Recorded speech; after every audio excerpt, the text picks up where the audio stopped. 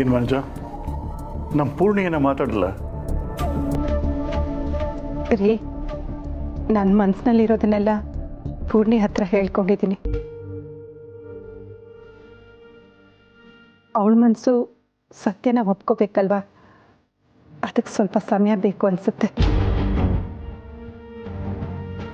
ಪರವಾಗಿಲ್ಲ, ಅವಳ ಹೃದಯ ಯಾವಾಗ ನಮ್ಮನ್ನು ಅಪ್ಪ ಅಮ್ಮ ಅಂತ ಒಪ್ಕೊಳ್ಳುತ್ತೋ ಆಗಲೇ ನಮ್ಮ ಜೊತೆ ಮಾತಾಡಲಿ. ಇಷ್ಟು ವರ್ಷದಿಂದ ನಮಗೋಸ್ಕರ ಕಾಯ್ತಾ ಇದ್ದೆ, ಆದರೆ ಈಗ ನೋಡಿದ್ರೆ ಪೂರ್ಣಿ, ಅವ್ರು ಹೇಳ್ತಿರೋದು ನಿಜ.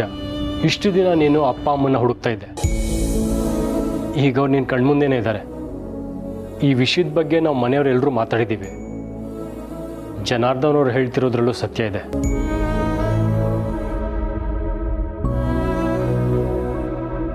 ಪೂರ್ಣಿ, ನಿನಗೆ ಯಾರ ಮಾತು ನಂಬಬೇಕು ಅಂತ ಅನ್ನಿಸ್ತಿಲ್ಲ ಅಂದ್ರು ಒಂದು ಸಲ ನಿಮ್ಮ ಅಮ್ಮನ ಕಣ್ಣಲ್ಲಿ ಕಣ್ಣಿಟ್ಟು ನೋಡು, ಅವ್ರ ಕಣ್ಣು ನಿನಗೆ ಸತ್ಯ ಹೇಳುತ್ತೆ.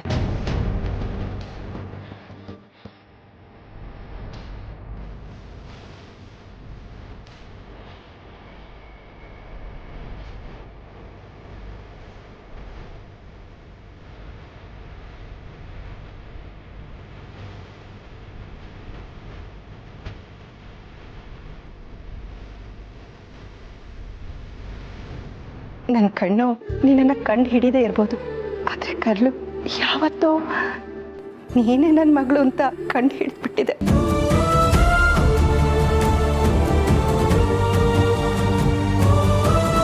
ಸತ್ಯ ಗೊತ್ತಾದ್ಮೇಲೆ ನಿನ್ನ ಬಾಯಿಂದ ಅಮ್ಮ ಅಂತ ಕರ್ಸ್ಕೋಬೇಕು ಅಂತ ಒಂದೊಂದು ಕ್ಷಣನೂ ಕಾಯ್ತಾ ಇದ್ದೀನಿ.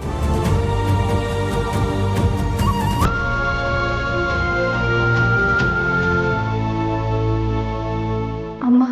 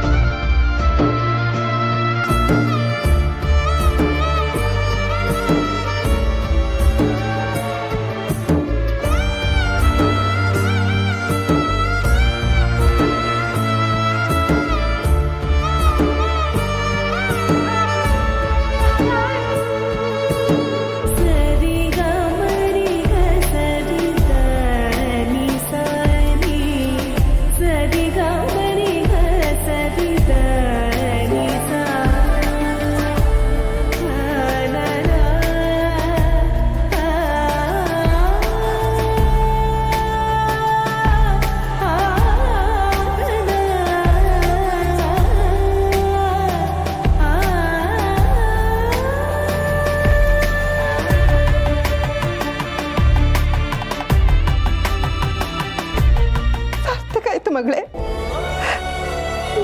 ಈ ಕ್ಷಣನೇ ನನ್ನ ಕಣ್ಮುಚ್ಚಿದ್ರೂ ಚಿಂತೆ ಇಲ್ಲ.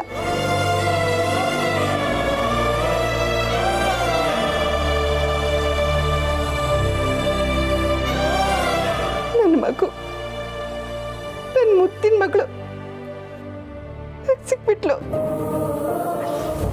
ನನ್ಗಾಗ್ತಿರೋ ಸಂತೋಷನ ಹೇಳ್ಕೊಳಕ್ಕೆ ಸಾಧ್ಯ ಇಲ್ಲ.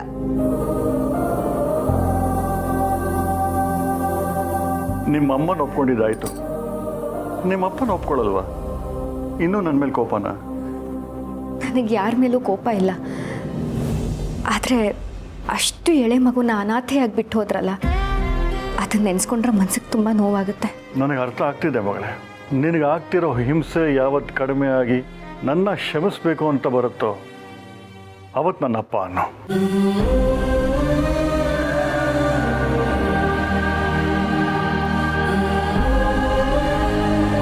ಒಟ್ಟಿನಲ್ಲಿ ನನ್ನ ಮಗಳು ನನಗೆ ಸಿಕ್ಕಿದ್ಲಲ್ಲ, ಅಷ್ಟು ಸಾಕಮ್ಮ. ಇದೆಂಥ ಸಿಹಿ ಸುದ್ದಿ. ನಿಮ್ಮಿಬ್ರು ಹೆಣ್ಮಕ್ಳು ನಿಮ್ಮ ಕಣ್ಮುಂದೆನೇ ಇದ್ದಾರೆ. ಅಷ್ಟೇ ಅಲ್ಲ, ಅಕ್ಕ ತಂಗಿರಿಬ್ರು ಒಂದೇ ಮನೆಗೆ ಸೊಸೆರಾಗಿದ್ದಾರೆ.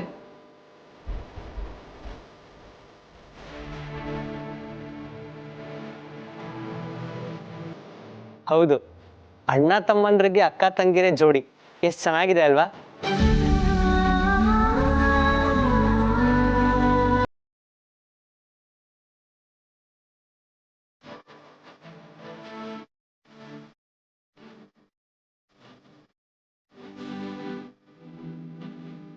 ಅಕ್ಕ ತಂಗಿರಿಬ್ರು ಒಂದೇ ಮನೆಗೆ ಸೊಸೆಯಾಗಿ ಬಂದರೆ ಆ ಮನೆ ಯಾವತ್ತೂ ಉಳಿಯಲ್ವಂತೆ.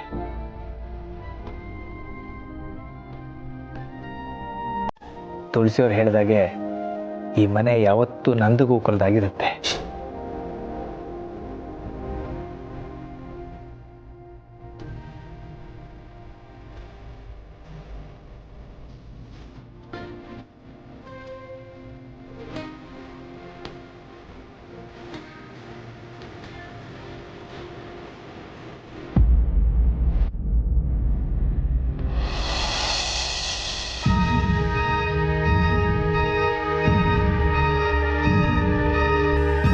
ಅಯ್ಯೋ ಪಾಪ, ನಿಜವಾಗ್ಲೂ ತಾತ ಸತ್ತೋದ್ರ?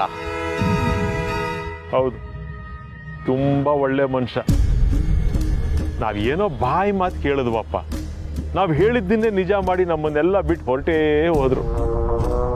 ತುಂಬ ಬೇಜಾರಾಗತ್ತೆ. ಗೊತ್ತು ಬಿಡಿ ನಿಮ್ಗೆ ಎಷ್ಟು ಬೇಜಾರಾಗಿರುತ್ತೆ ಅಂತ. ಸರಿ, ಈಗೇನು ಕೆಲಸ ಆಗಬೇಕು? ಅದೇ ಡೆತ್ ಸರ್ಟಿಫಿಕೇಟು. ಅದನ್ನ ಇಟ್ಕೊಂಡು ಮುಂದೆ ಏನೇನು ಮಾಡಬೇಕೋ ಅದನ್ನೆಲ್ಲ ಮಾಡು. ಒಟ್ಟಿನಲ್ಲಿ ಆ ಮನೆ ಸಂಧ್ಯಾ ಹೆಸರಿಗೆ ಆಗಬೇಕು. ಅದಕ್ಕೆ ನಾವು ಇನ್ನೇನು ಡಾಕ್ಯುಮೆಂಟ್ಸ್ ಕೊಡಬೇಕು ಹೇಳು, ಮಾಡ್ತೀವಿ. ಮನೆ ಇರೋದು ತಾತನ ಹೆಸರಲ್ಲಿ, ಪಿತ್ರಾರ್ಜಿತ ಮೊಮ್ಮಕ್ಕಳಿಗೆ ಸೇರುತ್ತೆ. ಕರೆಕ್ಟ್, ಸಂಧ್ಯಾ ಮೊಮ್ಮಗಳೇ.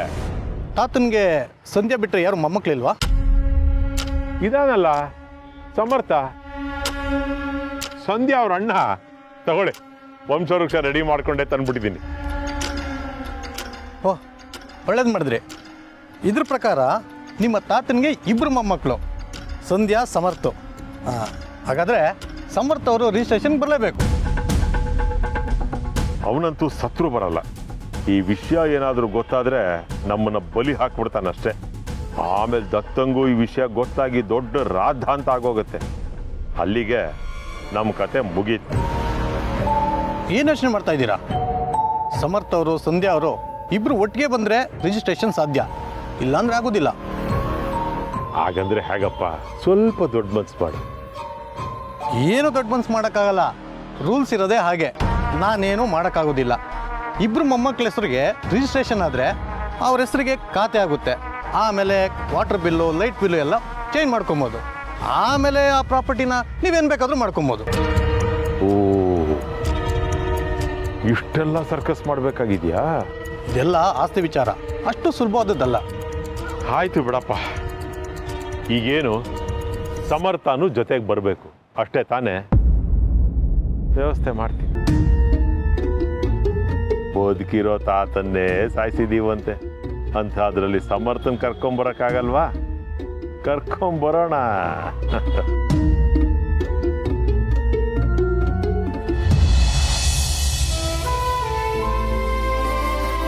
ಅಕ್ಕ, ನಾನು ನಿನ್ನ ಜೊತೆ ಮಾತಾಡ್ಬೋದಾ? ಯಾಕೆ ಹೀಗೆಲ್ಲ ಕೇಳ್ತಿದ್ಯಾ? ನೀನು ನನ್ನ ಜೊತೆ ಯಾವಾಗ ಬೇಕಾದರೂ ಏನು ಬೇಕಾದರೂ ಮಾತಾಡ್ಬೋದು. ಅದಕ್ಕೆಲ್ಲ ಪರ್ಮಿಷನ್ ತಗೋಬೇಕಾ?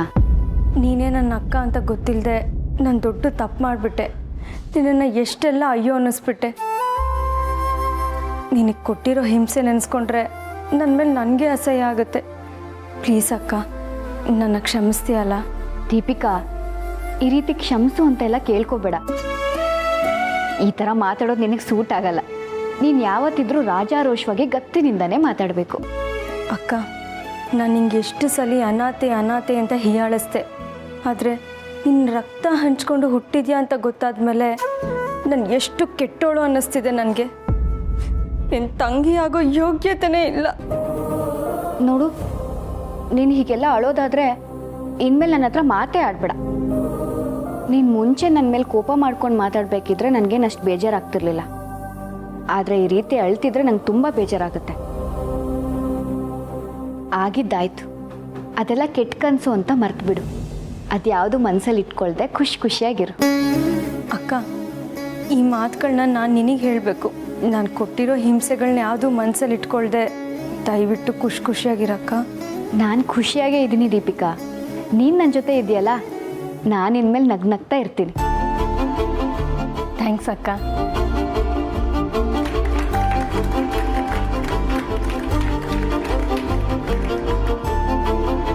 ಇದುವರೆಗೂ ಅದಕ್ಕೆ ನಾ ಒಳ್ಳೆಯವರು ಅಂದ್ಕೊಂಡಿದ್ದೆ. ಆದರೆ ಒಳ್ಳೆಯವ್ರನ್ನ ಒಳ್ಳೆಯವರು ಅಂತ ಒಪ್ಕೊಂಡು ನನ್ನ ಹೆಂಡತಿ ಅವ್ರಿಗಿಂತ ಒಳ್ಳೆಯವಳಾಗ್ಬಿಟ್ಲು. ದೀಪಿಕಾ, ನಿಮ್ಮ ಅಕ್ಕ ನನಗೆ ಸಿಕ್ಕಿದ್ದಕ್ಕೆ ಕಂಗ್ರ್ಯಾಟ್ಸ್. ಅಕ್ಕ ತಂಗಿಯರು ಹೀಗೆ ನಗ್ನಗ್ತಾ ಇರಿ, ಹಾಗಂತ ನಮ್ಮನ್ನು ಮರ್ತಿರ್ಬೇಡಿ. ಆಗಾಗ ನಮ್ಮನ್ನು ವಿಚಾರಿಸ್ಕೊಳ್ಳಿ. ನಮ್ಮನೆಗೆ ಚಿನ್ನದಂಥ ಮಕ್ಕಳೇ ಸಿಕ್ಕಿದ್ದಾರೆ. ನಾಳೆನೇ ದೇವ್ರಿಗೆ ತುಪ್ಪ ದೀಪ ಹಚ್ಚಬೇಕು. ಈಗ ಪೂರ್ಣಿ ಕನಸೆಲ್ಲ ನನ್ಸಾಗ್ತಾ ಇದೆ. ಇನ್ಮೇಲೆ ಅವಳು ಬದುಕೆ ಬಂಗಾರ ಆಗತ್ತೆ. ಅವಳ ಬದುಕು ಮಾತ್ರ ಅಲ್ಲ, ನಮ್ಮ ಇಡೀ ಮನೆನೇ ಬಂಗಾರದ ಮಹಲ್ ಆಗುತ್ತೆ ಅಂತ ಹೇಳಿ.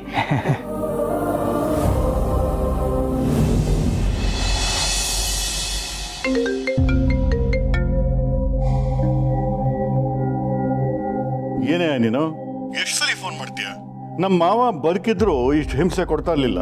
ಹೌದು, ಅವ್ರು ಬದುಕಿದ್ರೆ ಯಾರಿಗೂ ಹಿಂಸೆ ಆಗ್ತಾ ಇರಲಿಲ್ಲ.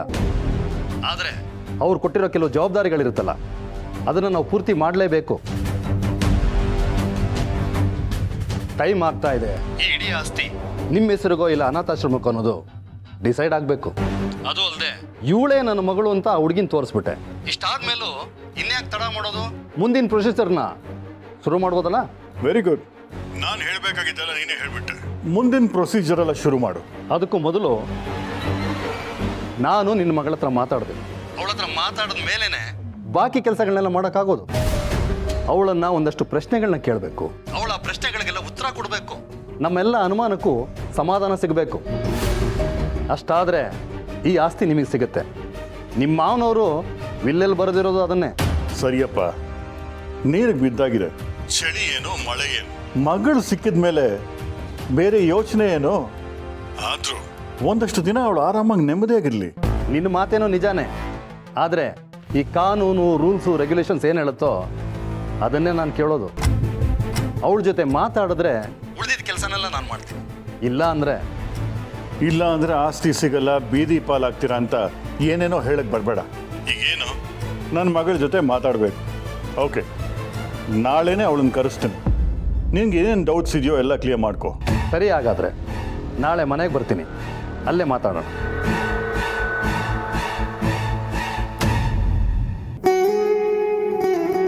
ಅಮ್ಮ, ನಿಮ್ಮನ್ನು ಯಾವಾಗ ನೋಡಿದ್ರು ನನ್ನ ಮನಸ್ಸಿಗೆ ಒಂಥರ ಖುಷಿ ಆಗ್ತಿತ್ತು. ನಿಮ್ಮ ಜೊತೆ ಇದ್ದಾಗಲೆಲ್ಲ ಪ್ರಪಂಚದಲ್ಲಿ ಇನ್ಯಾರೂ ಇಲ್ವೇನೋ, ನಾವಿಬ್ಬರೇ ಕೂತು ಮಾತಾಡ್ತಿದ್ದೀವೇನೋ ಅನಿಸ್ತಿತ್ತು. ನಿಮ್ಮನ್ನು ತಪ್ಕೊಂಡು ಅಳಬೇಕು ಅನಿಸ್ತಿತ್ತು. ನಿಮ್ಮ ಮಡ್ಲಲ್ಲಿ ಮಲಗಬೇಕು ಅನಿಸ್ತಿತ್ತು. ನೀವೇ ಹೇಳ್ದಾಗೆ ನನ್ನ ಕಣ್ಗಳು ನಿಮ್ಮನ್ನು ಅಮ್ಮ ಅಂತ ಕಣ್ಣು ಹಿಡಿಯೋಕ್ಕಾಗಲಿಲ್ಲ ಅಂದರು ನನ್ನ ಹೃದಯ ನಿಮ್ಮನ್ನು ಅಮ್ಮ ಅಂತ ಒಪ್ಕೊಂಡ್ಬಿಟ್ಟಿತ್ತು. ಆದರೆ ಇನ್ಮುಂದೆ ನಿಮ್ಮನ್ನು ಬಾಯಿ ತುಂಬ ಅಮ್ಮ ಅಂತ ಕರಿಬೋದು. ದೀಪಿಕನ್ನ ನನ್ನ ತಂಗಿ ಅಂತ ಅನ್ಬೋದು. ನಾನು ಅನಾಥೆ ಅಲ್ಲ ಅಂತ ಕೂಗಿ ಕೂಗಿ ಹೇಳ್ಬೋದು. ನನಗೆ ನೀವೆಲ್ಲರೂ ಇದ್ದೀರಾ. ನಿಮ್ಮೆಲ್ಲರೂ ಪ್ರೀತಿ ನನಗೋಸ್ಕರ ಇದೆ. ನಾನೆಂಥ ಅದೃಷ್ಟವಂತೆ. ಅದು ಅಲ್ಲದೆ ನನ್ನ ತಂಗಿನೂ ನನ್ನ ಜೊತೆನೇ ಇದ್ದಾಳೆ. ನಾವಿಬ್ಬರು ಒಂದೇ ಮನೇಲಿ ಬದುಕ್ತಿದ್ದೀವಿ. ಅಮ್ಮ, ನಾವಿಬ್ಬರು ಯಾವಾಗಲೂ ಒಬ್ರಿಗೋಸ್ಕರ ಒಬ್ರು ಬದುಕ್ತೀವಿ. ಈ ಮನೆ ಒಗ್ಗಟ್ಟನ್ನ ಕಾಪಾಡ್ತೀವಿ. ತಾಯಿನೇ ದೇವರು ಅಂತಾರೆ. ಆದ್ರೆ ನನ್ನ ಪಾಲ್ಗೆ ನಿನ್ನ ಕಣ್ಣಿಗೆ ಕಾಣದೇ ಇರೋ ದೇವರಾಗಿದ್ದೆ. ಈಗ ದೇವ್ರ ಪ್ರತ್ಯಕ್ಷ ಆದ್ರೆ ಎಷ್ಟು ಖುಷಿ ಆಗುತ್ತೋ ಅಷ್ಟು ಖುಷಿ ಆಗ್ತಿದೆ. ನನ್ನಮ್ಮ ನನಗೆ ಸಿಕ್ಬಿಟ್ಲು.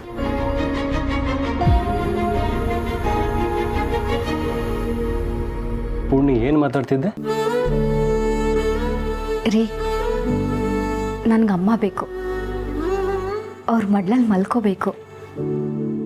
ಈಗಮ್ಮ ಸಿಕ್ಕಿದಾರಲ್ವಾ, ಇನ್ನು ಮುಂದೆ ನಿನ್ಗೆ ಯಾವಾಗ ಬೇಕೋ ಆವಾಗ ಅವ್ರನ್ನ ನೋಡ್ಬೋದು, ಅವ್ರ ಜೊತೆ ಮಾತಾಡ್ಬೋದು. ಎಷ್ಟೊತ್ತು ಬೇಕಾದರೂ ಅವ್ರ ಮಡ್ಲಲ್ಲಿ ಮಲ್ಕೋಬೋದು. ಅವರು ನಿನ್ನ ಹೆತ್ತಿರೋ ಅಮ್ಮ. ನಿನ್ಗಿಲ್ದೆ ಹಕ್ಕು ಇನ್ಯಾರಿಗಿರುತ್ತೆ? ಹೌದಲ್ವಾ? ಇಷ್ಟು ವರ್ಷ ಅಮ್ಮನ ಪ್ರೀತಿಗೋಸ್ಕರ ಒತ್ತಾಡಿದ್ದೀನಿ. ಇನ್ನು ಮುಂದೆ ಪ್ರತಿ ಕ್ಷಣನೂ ಅವ್ರ ಪ್ರೀತಿ ನಂದಾಗಬೇಕು. ಪೂರ್ಣಿ, ಇಷ್ಟು ವರ್ಷ ತುಳಸಿ ಅಮ್ಮ ನಿನಗೆ ಅಮ್ಮನ ಪ್ರೀತಿ ಕೊಟ್ಟಿಲ್ವಾ? ಅವ್ರು ನಿನಗೆ ಅಮ್ಮ ಅಂತ ಅನಿಸಿಲ್ವಾ? ಸಾರಿ, ಹೆತ್ತ ತಾಯಿನೇ. ಆದರೆ ಪ್ರೀತಿ ವಿಷಯ ಅಂತ ಬಂದಾಗ ಈ ಮಾತು ಕೇಳಬೇಕು ಅನಿಸ್ತು. ನೀವು ಕೇಳಿದ್ರಲ್ಲಿ ಏನೂ ತಪ್ಪಿಲ್ಲ ರೀ. ತುಳಸಿ ಅಮ್ಮ ನನಗಮ್ಮ ಅಲ್ಲ, ತುಳಸಿ ಅಮ್ಮ ನನಗೆ ದೇವರಿದ್ದ ಹಾಗೆ. ತುಳಸಿ ಅಮ್ಮ ತೋರಿಸೋಷ್ಟು ಪ್ರೀತಿ ಹೆತ್ತ ತಾಯಿ ತನ್ನ ಮಕ್ಕಳಿಗಷ್ಟೇ ತೋರಿಸೋಕೆ ಸಾಧ್ಯ. ಆದರೆ ಅವರು ಗೊತ್ತು ಗುರಿ ಇಲ್ಲದೆ ಇರೋ ನನ್ನನ್ನು ಅವ್ರ ಮಗಳಿಗಿಂತ ಹೆಚ್ಚಾಗಿ ನೋಡ್ಕೊಂಡಿದ್ದಾರೆ. ನಾನು ಹೆತ್ತ ತಾಯಿನೂ ಅಷ್ಟು ಒದ್ದಾಡಿದ್ರೂ ಇಲ್ವೋ ಗೊತ್ತಿಲ್ಲ, ಆದರೆ ತುಳಸಿ ಅಮ್ಮ ಅಷ್ಟು ಒದ್ದಾಡಿದ್ದಾರೆ. ನನ್ನ ಆಸೆಗಳನ್ನ ಈಡೇರಿಸೋಕ್ಕೆ ಪ್ರತಿ ಕ್ಷಣ ದೇವ್ರ ಹತ್ರ ಬೇಡ್ಕೊಂಡಿದ್ದಾರೆ. ಇವತ್ತು ನನಗೆ ನನ್ನ ತಾಯಿ ಪ್ರೀತಿ ಸಿಕ್ಕಿದೆ ಅಂದರೆ ಅದಕ್ಕೆ ತುಳಸಿ ಅಮ್ಮನ ಆಶೀರ್ವಾದನೇ ಕಾರಣ. ತಾಯಿ ತನ್ನ ಹೆತ್ತ ಮಕ್ಕಳಿಗೆ ಪ್ರೀತಿ ತೋರಿಸೋದು ತುಂಬ ಸಹಜ.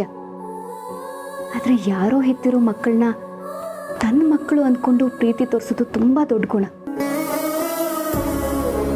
ತುಳಸಿ ಅಮ್ಮನಿಗೆ ನನ್ನ ಬದುಕಲ್ಲಿ ಅಂಥ ದೊಡ್ಡ ಸ್ಥಾನ ಕೊಟ್ಟಿದ್ದೀನಿ ಕಣ್ರಿ.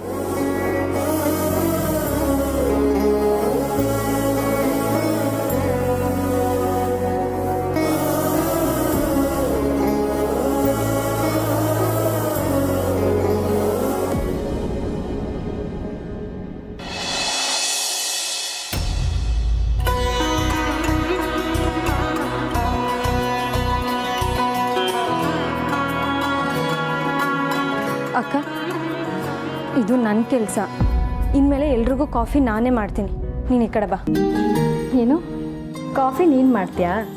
ಏನೂ ಬೇಡ, ಇದುವರೆಗೂ ನಾನೇ ಮಾಡ್ಕೊಂಡು ಬಂದಿದ್ದೀನಿ. ಎಲ್ಲ ಕೆಲಸನೂ ನಾನೇ ಮಾಡ್ತೀನಿ, ನೀನು ಆರಾಮಾಗಿರು. ಅಕ್ಕ, ಇದುವರೆಗೂ ಎಲ್ಲ ಕೆಲಸ ನೀವೇ ಮಾಡಿರೋದಕ್ಕೆ ಹೇಳ್ತಿರೋದು. ಇನ್ನು ಮುಂದೆ ನೀವು ಆರಾಮಾಗಿರಬೇಕು. ಎಲ್ಲ ಕೆಲಸ ನಾನು ಮಾಡ್ತೀನಿ. ಗೊತ್ತೋ ಗೊತ್ತಿಲ್ಲದೇನೋ ನಿಮ್ಮ ಮನಸ್ಸಿಗೆ ತುಂಬ ಹರ್ಟ್ ಮಾಡಿದ್ದೀನಿ. ಅದಕ್ಕೆ ಪ್ರಾಯಶ್ಚಿತ್ತ ಮಾಡ್ಕೋಬೇಕಲ್ವಾ? ಪ್ರಾಯಶ್ಚಿತ ಆಗಬೇಕು ಅಂದರೆ ಪ್ರೀತಿ ತೋರಿಸು ಸಾಕು. ಮನಸ್ಸಿಗೆ ಬೇಜಾರಾದಾಗ ಪ್ರೀತಿಗಿಂತ ಒಳ್ಳೆ ಟ್ರೀಟ್ಮೆಂಟ್ ಯಾವುದೂ ಇಲ್ಲ. ಅಬ್ಬಬ್ಬಾ, ಅಕ್ಕ ತಂಗಿರು ಈ ರೀತಿ ಕಿತ್ತಾಡೋದು ನೋಡೋದಕ್ಕೆ 2 ಕಣ್ಣು ಸಾಲದು. ಹೌದಲ್ವಾ? ಜಗಳ ಆಡೋದ್ರಲ್ಲಿ ಇಂಥ ಖುಷಿ ಇದೆ ಅಂತ ಈಗಲೇ ಗೊತ್ತಾಗ್ತಿರೋದು. ಇಲ್ಲ ರೀ, ನಾನು ಯಾಕೆ ನನ್ನ ತಂಗಿ ಜೊತೆ ಜಗಳ ಆಡಲಿ? ಅವಳನ್ನ ಪ್ರೀತಿಯಿಂದ ನೋಡ್ಕೊಬೇಕಾಗಿರೋದು ನನ್ನ ಕರ್ತವ್ಯ. ನಮ್ಮ ಅಕ್ಕನ ಆರೈಕೆ ಮಾಡಬೇಕಾಗಿರೋದು ನನ್ನ ಕರ್ತವ್ಯ. ಅಕ್ಕ ತಂಗಿರು ಇಬ್ಬರು ಸರಿಯಾಗಿದ್ದೀರಾ. ನಿಮ್ಮಿಬ್ರು ಪ್ರೀತಿ ಯಾವಾಗಲೂ ಹೀಗೆ ಇರಲಿ.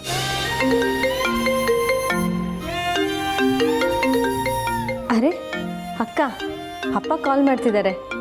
ನೋಡಿದ್ರಾ? ನಿಮ್ಮನ್ನ ಮಗಳು ಅಂತ ಕರೆದ ತಕ್ಷಣ ಈ ಮಗಳನ್ನೇ ಮರ್ತ್ಬಿಟ್ರು. ತಗೊಳ್ಳಿ, ರಿಸೀವ್ ಮಾಡಿ. ಹಲೋ ಪೂರ್ಣಿ, ಹೇಗಿದ್ಯಮ್ಮ? ನಾನು ಚೆನ್ನಾಗಿದ್ದೀನಿ, ನೀವು ಹೇಗಿದ್ದೀರಾ? ಇನ್ಮೇಲೆ ನಾನು ಚೆನ್ನಾಗೇ ಇರ್ತೀನಿ. ಇವತ್ತೇನೋ ಸ್ವೀಟ್ ತಿನ್ನಬೇಕು ಅನಿಸ್ತು. ಅದೇನೋ ಕಾಯಿ ಹೋಳಿಗೆ ನೀ ಚೆನ್ನಾಗಿ ಮಾಡ್ತೀಯಂತೆ. ಹೌದೌದು, ಕಾಯಿ ಹೋಳಿಗೆ ಅಕ್ಕ ತುಂಬ ಚೆನ್ನಾಗಿ ಮಾಡ್ತಾರೆ. ನಮ್ಮ ಪೂರ್ಣಿ ಕಾಯಿ ಹೋಳಿಗೆ ಸೂಪರ್. ಏನಮ್ಮ ಅಷ್ಟು ಚೆನ್ನಾಗಿ ಮಾಡ್ತೀಯಾ? ಅವರೆಲ್ಲ ಹೇಳೋದು ಕೇಳಿದ್ರೆ ನಾನು ಅಲ್ಲಿ ಈಗಲೇ ಬಂದು ತಿನ್ನಬೇಕು ಅನ್ಸುತ್ತೆ. ಅದಕ್ಕೇನಂತೆ, ಮಾಡ್ಕೊಡ್ತೀನಿ. ಯಾವತ್ತೋ ಮಾಡ್ಕೊಂಬರೋದಲ್ಲಮ್ಮ, ಇವತ್ತೇ ನಿನ್ನ ಕೈಯಾರ ಹೋಳಿಗೆ ಮಾಡಿಕೊಂಡು ನಮ್ಮ ಮನೆಗೆ ತೊಗೊಂಬರ್ತೀಯ? ನಿನ್ನ ಜೊತೆನೇ ಕೂತ್ಕೊಂಡು ನಾನು ನಿಮ್ಮಮ್ಮ ಇಬ್ಬರು ಹೋಳಿಗೆ ತಿನ್ನಬೇಕು ಅನಿಸ್ತಿದ್ದೆ. ನಿಜವಾಗ್ಲೂ ನೀವೇ ಹೇಳ್ತಿದ್ದೀರಾ? ಹೌದಮ್ಮ. ಯಾಕೆ ನಮ್ಮ ಜೊತೆ ಕೂತ್ಕೊಂಡು ತಿನ್ನಕ್ಕೆ ಮನಸ್ಸಿಲ್ವಾ? ಅದು ನನ್ನ ಅದೃಷ್ಟ. ನಾನು ಇವತ್ತೇ ಮಾಡ್ಕೊಂಡು ಬರ್ತೀನಿ. ಸರಿಮ್ಮ, ನಾವು ಕಾಯ್ತಿರ್ತೀವಿ. ಏನು ಪೂರ್ಣಿ, ಕಾಯಿ ಹೋಳಿಗೆ ಶುರುನಾ?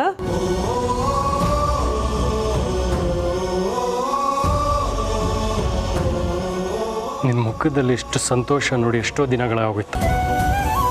ದೀಪಿಕಾ, ಇದಕ್ಕೆಲ್ಲ ನೀನೇ ಕಾರಣ. ಥ್ಯಾಂಕ್ಸ್.